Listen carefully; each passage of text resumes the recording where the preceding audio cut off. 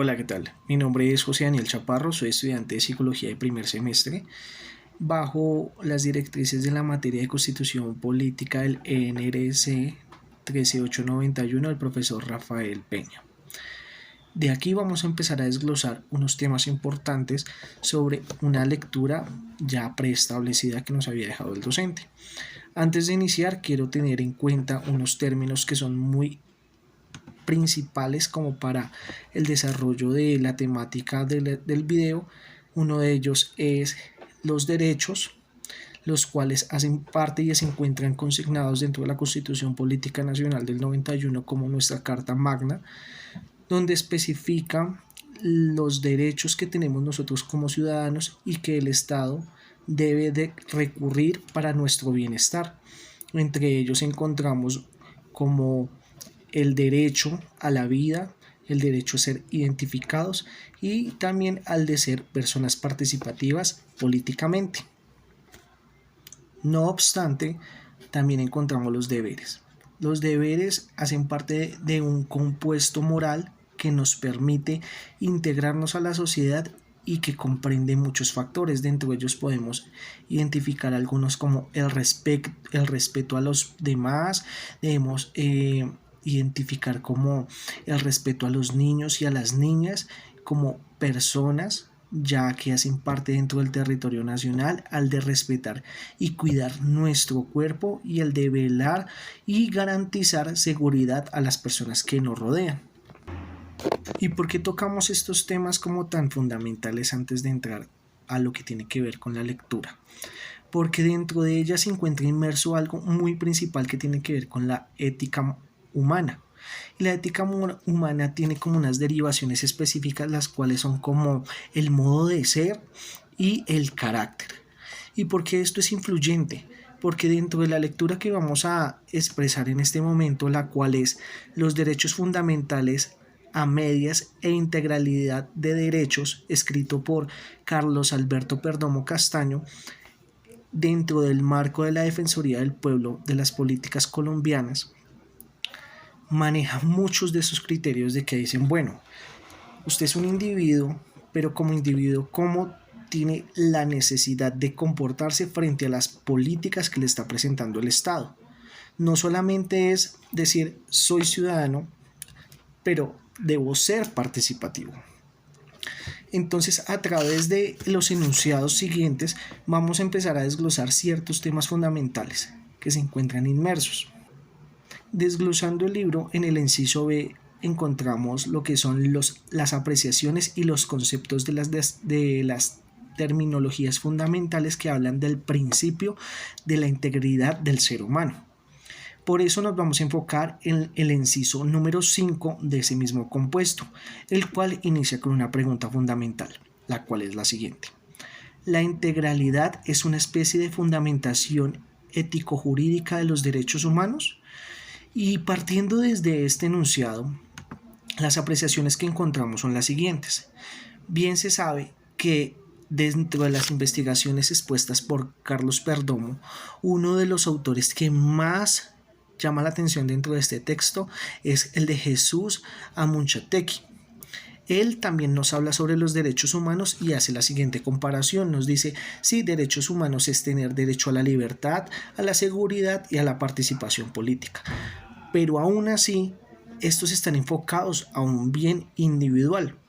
Hay algo que es primordial y que debemos introducir al ciudadano o a la persona para que se vuelva partícipe. Y no es simplemente de hacer partícipe en los entornos políticos, sino que es una inducción a los derechos de solidaridad. Y cuando hablamos de solidaridad, hablamos ya es en conjunto para beneficiar a una organización, a las personas que están a nuestro alrededor. Por eso él nos nombra lo que son deberes y el carácter específico de la persona que los está desarrollando. Partiendo de que hay funciones individuales que nos competen como individuos, también hay unas colectivas. Y es ahí donde empezamos a hacer, bueno, porque son colectivas, porque se llaman deberes y porque están inmersos dentro de nuestra participación. Algunos de esos deberes dentro de la participación que nosotros tenemos, ese es el de cumplir con el respeto social, con el cumplir con la protección de los derechos de las personas que tenemos a nuestro alrededor y obviamente cumplir con condiciones estables para nuestra supervivencia. Ahí empezamos a hablar del medio ambiente. Y uno dice, bueno, pero acaso si yo vivo en Colombia o yo vivo en X lugar, tengo yo la necesidad de ser protegido por el Estado. Y exactamente, ahí es donde vienen esos derechos individuales, esos derechos que nos suministra el Estado para nuestro beneficio. Pero nosotros, ¿qué hacemos con toda esa clase de normativas que nos da el Estado? Dentro de nuestra Carta Magna, los primeros artículos nos hablan sobre lo que es la Constitución colombiana y cómo está preestablecida. Y ella dice que es un Estado lleno de soberanía que tiene la capacidad y el deber de suministrarnos a nosotros como individuos las necesidades de las cuales somos carentes. Muchas veces es a la de la salud, a la del bienestar, a unos buenos recursos tanto económicos como culturales. Pero bueno, si lo miramos desde ese punto de vista, solamente nos colocamos en el punto de recibir. Pero ¿hasta qué punto somos participativos? El participativo es importante no solamente porque vayas y coloques un voto, sino porque existe algo que se llama comunidad y entorno. Estas variaciones tienen que ver ya con nuestros deberes y nosotros cómo los hacemos partícipes a las demás personas que están a nuestro alrededor. Algunos de esos deberes son los de cumplir y acatar esas normativas de respeto y de moralidad que tenemos inmersas dentro de nuestra Constitución. Entre ellas está en no agredir a los demás, en el de tener unos debidos procesos para la extracción de información de otro o en la exposición de algunos casos que tienen que ver con el escrutinio público, pero que tienen como ciertos procesos, ¿sí? El de dar un techo a las personas que son como nuestros hijos o que hacen parte de nuestro núcleo familiar, a servir a nuestra patria, ¿sí? A defender la patria en cualquier otro de los escenarios, porque ella es la que nos está suministrando nuestra estabilidad. Dentro de la lectura encontramos algo que es muy importante y es hacer como la comparación de que, bueno, tenemos unos derechos conservadores que nos hablan de que las normativas impuestas solamente están demarcadas para que nosotros desarrollemos ciertas oportunidades y tengamos unos ciertos espacios de participación que la mayoría del Estado no suministra. Pero si lo miramos desde el punto de lo que ya es como tal los derechos socialistas, nos amplía el espectro. Ya no es que ya no es solamente por el individuo que está participando, sino por el colectivo. Entonces el colectivo tiene derecho a tener una libre expresión ideológica frente a los criterios políticos, frente a los criterios culturales y sociales. Obviamente están marcados con ciertos lineamientos de respeto para no vulnerar a otra clase de poblaciones o acentuaciones de personas que mantengan como una ideología distinta. Pero es aquí donde el autor nos nombra algo que es súper importante y primordial y nos habla sobre la importancia de que la persona tenga su propia vida, su propio plan de vida y su propio desarrollo personal, no instaurados bajo ciertas políticas. Entonces, muchos de los criterios que se manejan dentro de los derechos fundamentales están enfocados a que yo te suministro a ti un servicio como Estado y tú lo recibes. Pero cuando hablamos en colectivo es, bueno, el Estado me está suministrando a mí el derecho a la salud. Pero cuando yo he ejercido ya una carrera profesional y ya cuento con habilidades para poder aportarlas a los demás, ahí entro yo con mi deber participativo a llevar unos debidos procesos para esa población tal vez vulnerable. Hablemos en este caso como de los médicos. Ellos cumplen con un papel fundamental dentro del proceso de suministrar y aplicar ese recurso de garante que le da el Estado.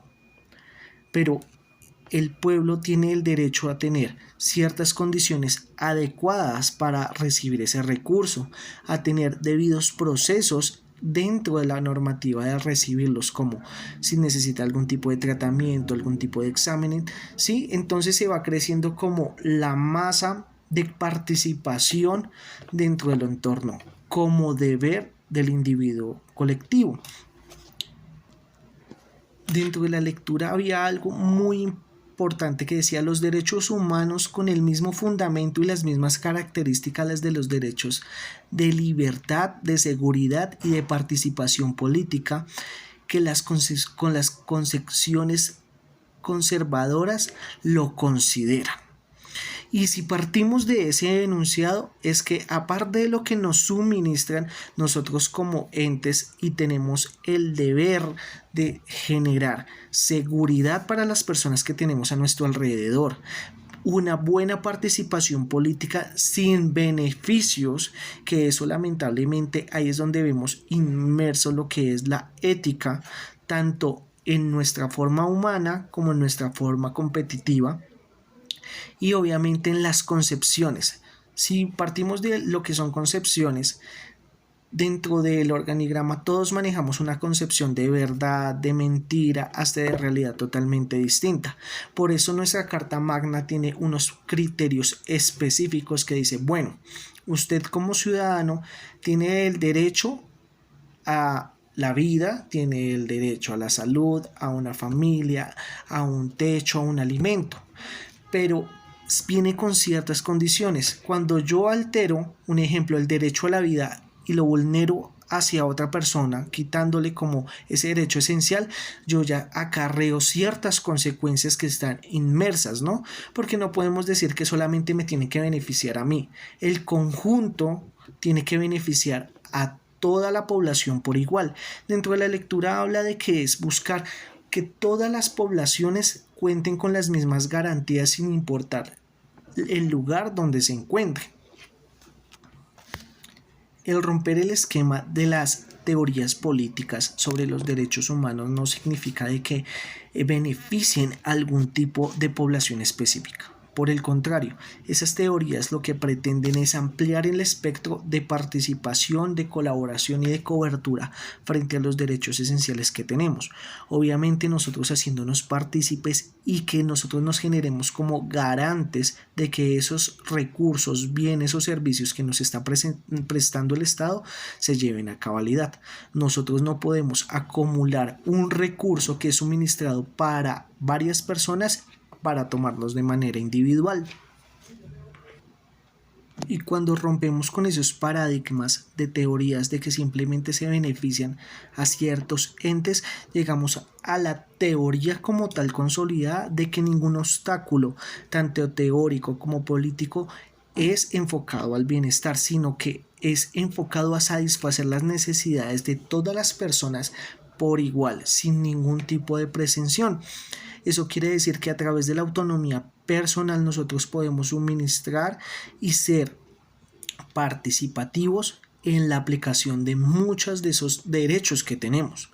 Obviamente de nosotros depende transmitirlos y generar una colectividad.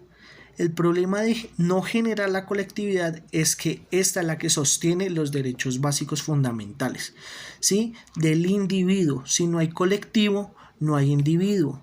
En el caso de las políticas aplicadas, ¿sí? Porque el hecho de que una sola persona se crea mayoría sobre los demás está generando grados de desigualdad. Por último, y ya para concluir, si lo miramos, el concepto de socialismo liberal simplemente se reduce como a un mecanismo que dice: bueno, todos en conjunto estamos trabajando y estamos desarrollando instituciones fundamentales de participación. Si lo llevamos a un caso un poco más específico, hace algunos años no existían tantas mesas de participación como existen en este momento, sino que los entes encargados del poder solamente tenían ciertos lugares de concentración. Ahorita podemos encontrar mesas de participación para personas vulnerables en situación de discapacidad, en situación de vulneración en el ente de su cultura, como son los indígenas, y en poblaciones que son discriminadas por sus orientaciones sexuales, como son las mesas de apoyo a las comunidades LGTBI+H. Entonces, partiendo desde ahí, esos mecanismos de participación que permiten generar tanto recursos económicos, conceptuales, sociales y culturales a las personas que más lo necesitan y que tal vez no cuentan con las garantías para absorberlos en una primera instancia, que se hace a través de los derechos de solidaridad, que se expanda la integralidad de lo que es el derecho a las concepciones básicas para el ser humano. Tal vez manejamos de que básico solamente es vivir, comer y dormir, pero existen muchos otros puntos trascendentales. Cuando tú no te cumplen un derecho a la salud que cumpla con tus necesidades, con un tratamiento específico en las necesidades que estás demarcando, ya se está vulnerando tus derechos de participación y obviamente tus derechos a recibir esos garantes. Nosotros como medios de deberes de participación debemos tratar de gestionar que a través de distintos mecanismos que ha puesto el Estado como herramientas de atención y de apoyo, como lo son las tutelas, podamos acceder a muchos de los servicios que tal vez para nosotros son básicos pero están limitados hasta que no se llegan a unas instancias políticas para estos tener como una relevancia en nuestras vidas. Muchísimas gracias.